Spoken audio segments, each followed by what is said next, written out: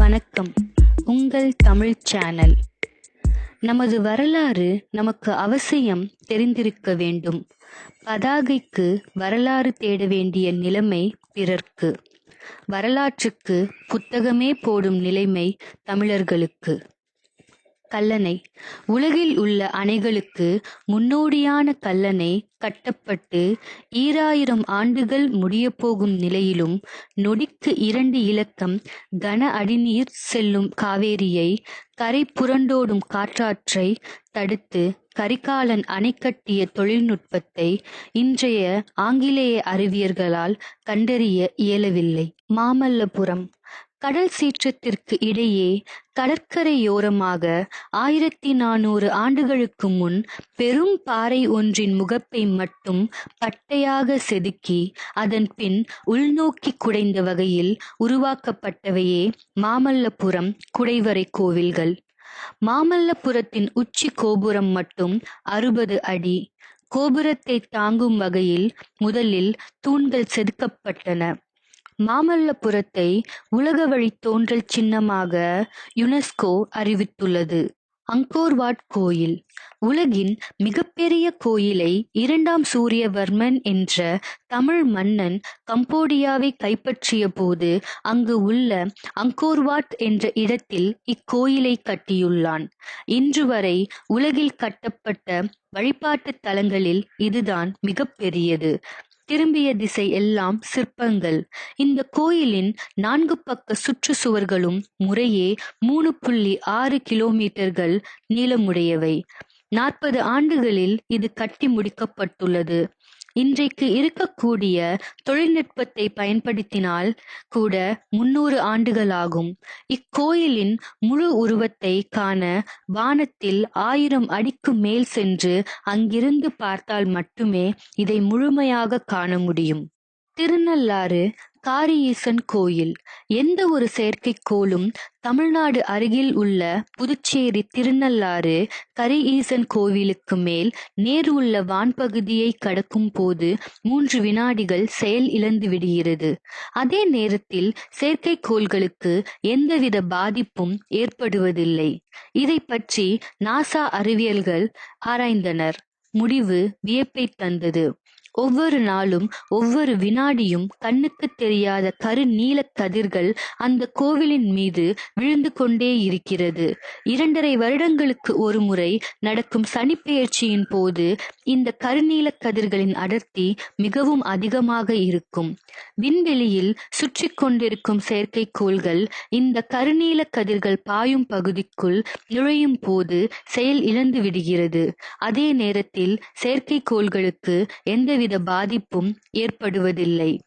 தமிழ் வழி கல்வி பயின்ற தமிழர்கள் செய்த செயலை ஆங்கில அறிவியல் தொழில்நுட்பத்தால் இன்றளவும் செய்ய முடியவில்லை, கண்டறியவும் முடியவில்லை. கடல் நடுவே ராமேஸ்வரம்.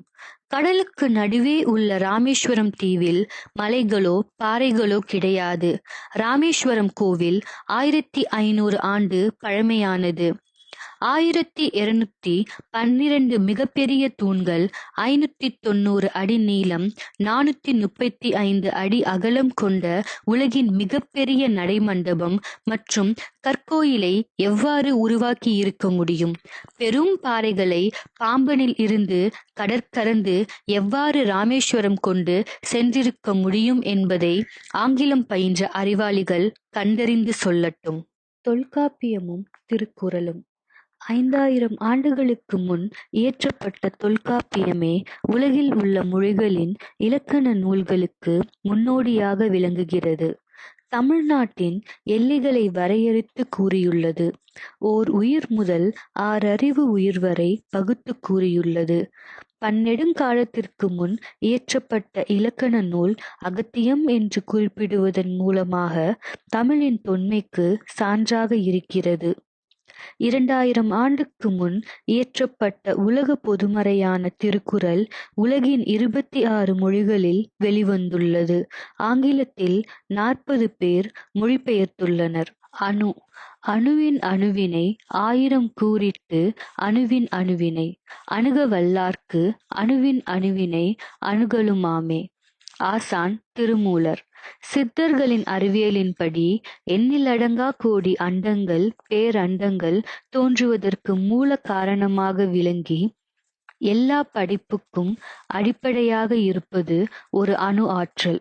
ஓர் அணுவை 1000 கூறாக்கினால் கிடைக்கும் அளவற்ற ஆற்றலையே சித்தர்களும் ஞானிகளும் பரமாணு என்று சொல்கிறார்கள். பரமாணு என்பது பிரிக்க முடியாத அணு என்பது பொருள். அந்த பரமணுவே பரந்து விரிந்து கிடக்கின்ற அந்த பேரண்டங்களை இயக்கிக் கொண்டிருக்கின்றது என்பதை பல்லாயிரம் ஆண்டுகளுக்கு முன்பே கண்டறிந்து கூறியவர்கள் சித்தர்கள்.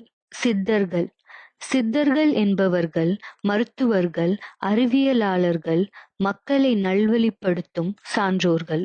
100 ஆண்டுகள் கடந்து வாழும் சூத்திரத்தை கண்டறிந்தவர்கள். அவர்கள் கண்டறிந்த சித்த மருத்துவ முறையை நாம் மதிக்கத் தவறிவிட்டோம். தீராத நோய்களுக்கெல்லாம் சித்த மருத்துவத்தில் தீர்வு உண்டு.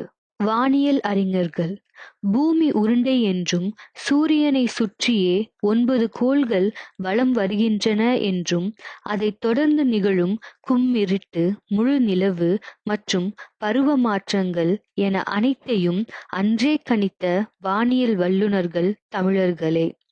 சிவன் கோவிலுக்கு சென்றால் அங்கே 9 கிரகங்களை நன்றாக கவனியுங்கள். அந்த சிலைகளின் மேல் கட்டப்பட்டுள்ள துணிகளின் நிறம் கோள்களின் நிறத்தை அடிப்படையாக கொண்டே இருக்கும். தமிழர்கள் என்றோ கண்டுபிடித்ததை ஆங்கில அறிவு பெற்றவர்கள் இன்று கண்டறிந்து கூறுவதை நாம் உயர்வாக மதிக்கிறோம். தஞ்சாவூர் பெருவுடையார் கற்கோவில்.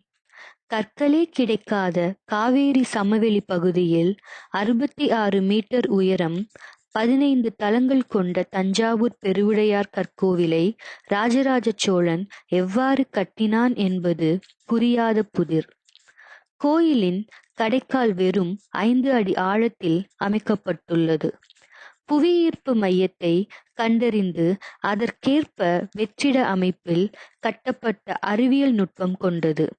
சுமார் 80,000 கிலோ எடை கொண்ட ஒற்றை கல்லை எவ்வாறு கோவிலின் உச்சியில் நிறுவி இருக்க முடியும்? பாறையின் மேல் வரும் அழுத்தம் குறித்த சோதனைகளை 1000 ஆண்டுக்கு முன்பே தமிழர்கள் கண்டறிந்துள்ளனர்.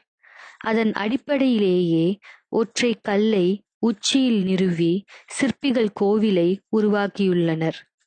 கோவில் முழுவதும் ஒரே தன்மையான செந்நிற கற்களால் கட்டி முடிக்கப்பட்டுள்ளது. இதை இந்திய வழி தோன்றல் சின்னமாக யுனெஸ்கோ அறிவித்துள்ளது. பூம்புகார் உலகின் தொன்மையான நகரம். 9500 ஆண்டுகளுக்கு முன்னர் ஏற்பட்ட கடற்கோளில் மூழ்கிய நகரம் பூம்புகார் ஆகும். பூம்புகாரும் குஜராத்தின் காம்பேவும் ஹரப்பா, மொகஞ்சதரோ நாகரிகங்களை விட பழமையானவை ஆகும். பூம்புகார் நகர் கடலில் மூழ்கியுள்ளதை ஆங்கிலேய அறிஞர் கிரஹம் குக் என்பவர் காணொளி ஒளிப்படச் சான்றுகளுடன் உலக நாடுகளுக்கு நிரூபித்தார். உலகை கட்டியாண்ட தமிழன். கடற்வழியே படையெடுத்துச் சென்று உலகை கட்டியாண்ட அருள்மொழித்தேவன் அறிமுகப்படுத்தியதே குடவோலை முறை. வெற்றி பெற்ற நாடுகளில் எல்லாம் அம்மக்களை அடிமைப்படுத்தாது சிறப்பான ஆட்சி புரிந்து அம்மக்களை விடுதலையோடு வாழ வைத்தவன் தமிழனே. நமது முன்னோர்கள் எவ்வளவு சிறப்பான வாழ்க்கையினை வாழ்ந்துள்ளார்கள் என்பது அறிய இது உதவும். மேலும் இது போன்ற சுவாரஸ்யமான தகவல்களுக்கு யூடியூப் தமிழ் சேனலை சப்ஸ்கிரைப் செய்யவும். நன்றி.